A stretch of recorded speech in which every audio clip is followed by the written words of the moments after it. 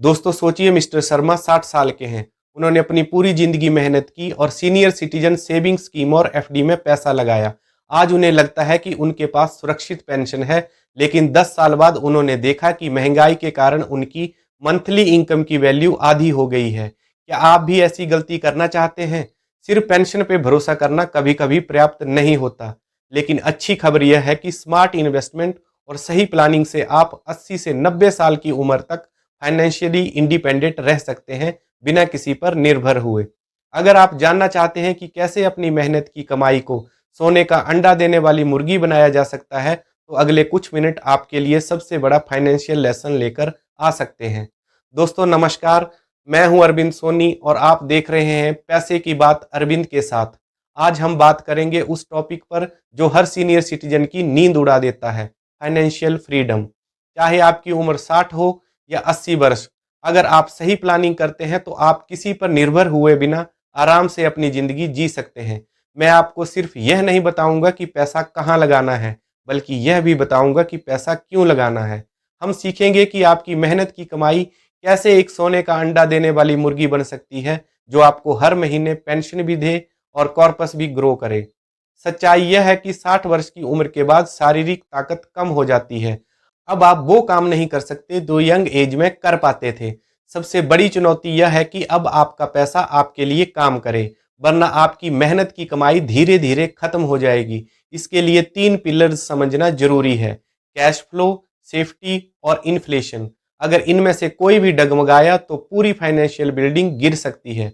सबसे पहले बात करते हैं पहले पिलर्स, कैश फ्लो की। इसका मतलब है कि आपका पैसा हर महीने आपके बैंक अकाउंट में लगातार आता रहे। इसका एक तरीका है SCSS यानी सीनियर सिटीजन सेविंग स्कीम।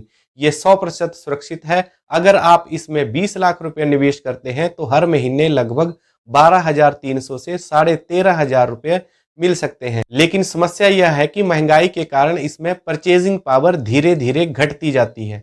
अब बात करते हैं एक ऐसे तरीके की जिससे आपकी मंथली पेंशन भी मिले और आपका प्रिंसिपल भी ग्रो कर सके। इसे कहते हैं SWP यानी सिस्टमेटिक विड्रॉवल प्लान। 60 से 70 साल की उम्र में बैलेंस्ड हाइब्रिड या बैलेंस्ड एडवांटेज फंड्स अच्छे रहते हैं।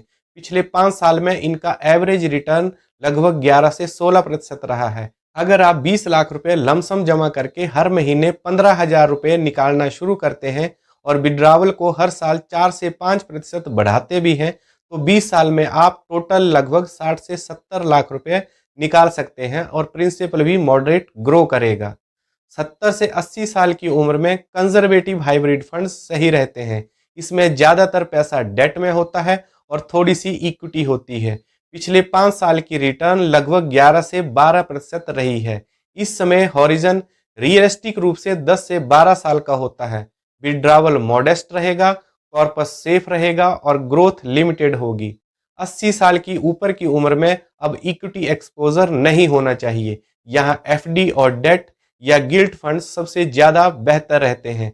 फोकस प्रिंसिपल सेफ्टी और स्टेडी पेंशन पर होना चाहिए। कॉर्पस ग्रोथ की उम्मीद कम होती है, लेकिन रेगुलर इनकम बनी रहती है।